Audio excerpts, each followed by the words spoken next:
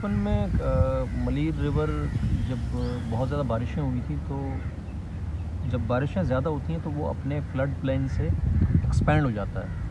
तो जहाँ हम बैठे हैं उसके बैक साइड से हम रात को नदी का जो ओवरफ्लो है वो यहाँ तक आया था। तो मुझे याद है कि यहाँ पे सारे वो चीज़ें, बहुत सारे फार्मर्स के जो वो होते हैं, पैकिंग गार्डर्स होते हैं, और इस तरह की चीज़ें वो ले आया था। तो वो बचपन की मेरी याद है कि उससे आइडिया हुआ कि रिवर कितना पावरफुल है, वो कितना एक्सपैंड कर सकता है। अब ये हुआ है कि बैरियर टाउन को इन्होंने इख्तियार दे दिया है कि वो कुछ भी कर लें, वो स्ट्रीम सारे बंद कर रहा है।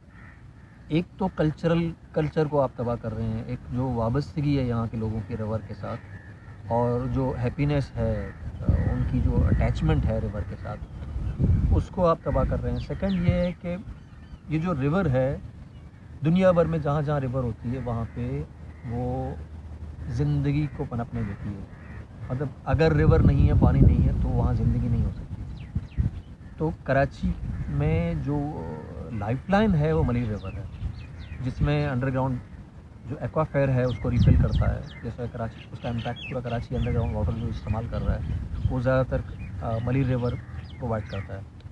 जहाँ जहाँ मलीर रिवर के इम्पैक्ट कम जाते हैं वहाँ आपको खारा पानी मिलेगा। स्पेशली खारादर वगैरह में आप जाएंगे तो वहाँ वो इम्पैक्ट नहीं मिलेगा, क्योंकि वहाँ जो अटैचमेंट थी वो लियारी रिवर की थी। लियारी रिवर को उन्होंने तबाह कर दिया। नर्सरी का एरिया एक रिवर हुआ करता था, अब आपको वहाँ रिवर के निशानात नहीं नज़र आते, वहाँ पे सिर्फ वेस्ट वाटर का एक रास्ता नज़र आता है।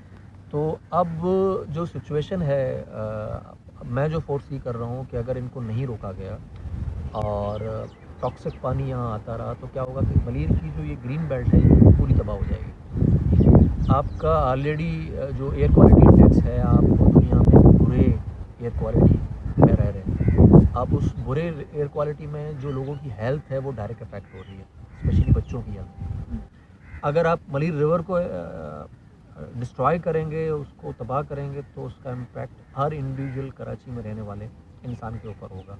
और ये सिर्फ कराची तक महदूद नहीं होगा, क्योंकि क्लाइमेट चेंज जो कॉन्सेप्ट है वो ये है कि दुनिया ने ग्लोबल नीड के लिए, अपने मार्केटिंग इंडस्ट्रियल नीड के लिए फैक्ट्रीज़ लगाई और उस तरह के एक्टिविटीज़ की है, तो उसका इम्पैक्ट पाकिस्तान और इंडिया और बहुत सारे ममालिक पे आ रहा है, जबकि उनकी कंट्रीब्यूशन इस तबाही में कम है। लेकिन चूँकि ग्लोबल इम्पैक्ट है तो यहाँ भी आ रही है। अगर हम कराची में ये तबाही करेंगे तो उसका इम्पैक्ट सिर्फ कराची पे नहीं होगा, उसके सराउंडिंग में भी जाएगा। तो बहुत सारे लोग आज पोश एरियाज़ में रहते हैं, आज एयर कंडीशन के बगैर वो एक कमरे में रह नहीं सकते, जबकि कराची का वेदर ऐसा होता था कि लोग यहाँ छुट्टियाँ गुजारने आते थे और डॉक्टर रिकमेंड करते थे कि अगर आप तबीयत सही नहीं है तो आप कराची जाके रहें। स्पेशली मलीर के बारे में कहा जाता था कि आप मलीर के बागात में कुछ वक्त गुजारें, और लोग 15 दिन 20 दिन गुजारते थे और यहाँ से वो बिल्कुल फ्रेश होकर चले जाते थे। और शहर के बिल्कुल साथ था कि आप 20-22 किलोमीटर आप एक डिस्टेंस तय कर रहे हैं और फिर आप एक बिल्कुल हेल्दी इन्वायरमेंट में आ रहे हैं। तो अब ये है कि मलीर भी उस इम्पैक्ट में है, और वो रिवर की वजह से है। और मलीर रिवर को अगर नहीं बचाया गया, इसको प्रोटेक्ट नहीं किया गया, तो उसका इम्पैक्ट बहुत बड़ा है।